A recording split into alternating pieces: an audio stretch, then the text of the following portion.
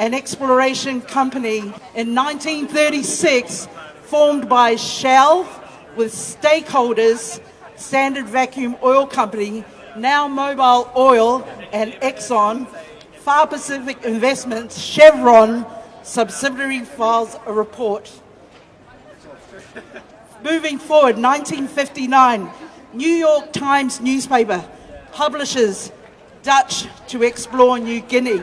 Remote section of disputed territory will be object of intensive research. In that article I read, quote, 40 tons of supplies have been sent in advance near the border.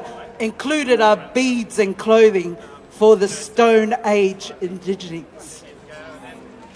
Dozy report on finding lands in the hands of geologist Forbes Wilson, who works for Freeport McMoran Copper and Gold, whose directors are 1% Mr. Rockefeller, a US Secretary of Defense, Chevron Chairman, President and CEO of Freeport.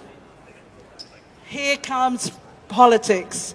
1962, New York Agreement, signed at the headquarters, our United Nations New York Agreement between Indonesia and Netherlands concerning West Papua. 1963, Dutch New Guinea transferred administration to Indonesia. 1967, Indonesia introduces foreign investment laws, and here begins the destruction to the environment and the people of Papua. Under the contract of Freeport was giving mining rights for 30 years within a 250,000 acre concession. The company was under no obligation to the traditional Papuan owners of the land, who were excluded from the consultations. Freeport was not required to pay compensation, nor was it obligated to participate in local or provincial development. There was no environmental restrictions on the mining operations. 1977, Free Papua movement attacked the mine, causing tens of millions of damages. From that, 800 Papuans died by Indonesian militia. Here begins Indonesia militia involvement and overseas aid funding and training and development of military. Australia's own Lombok Treaty and Freeport. 1988, Freeport announced that only a couple of kilometres away from the hole where the original mountain they investigated, they had found its El Dorado, Grasberg. Protected both physically and politically by the regime, the company was given 2 new contracts, which by 1994 allowed it to explore approximately 9 million acres.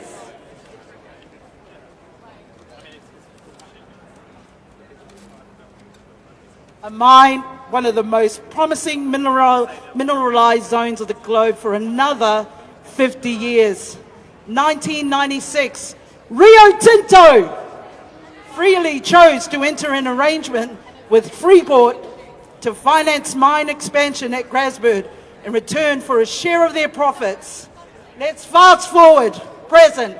Grasberg mine has brought in excess of $100 billion to its owners. It is the largest gold mine and second largest copper mine in the world. But to the people of West Papua, it has brought poverty and oppression. It dumps over 200,000 tons of tailings in the river each day.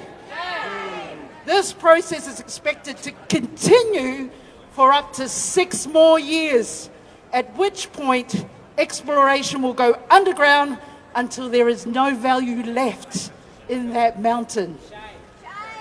Freeport estimates that this will occur in 2041. What are we going to do? Stop it.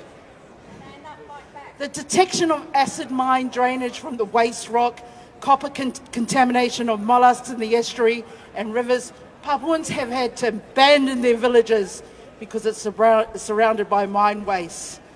I thought God could only move mountains. Freeport and Rio Tinto has inflicted appalling environmental damage and ignored the human rights of West Papuan people experiencing torture, intimidation and heavy military presence.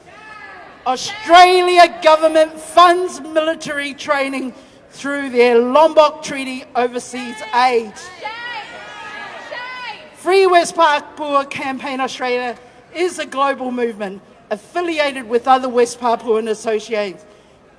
So to take action, why? We're a small group with a loud voice to make a difference. Isn't that why we're here?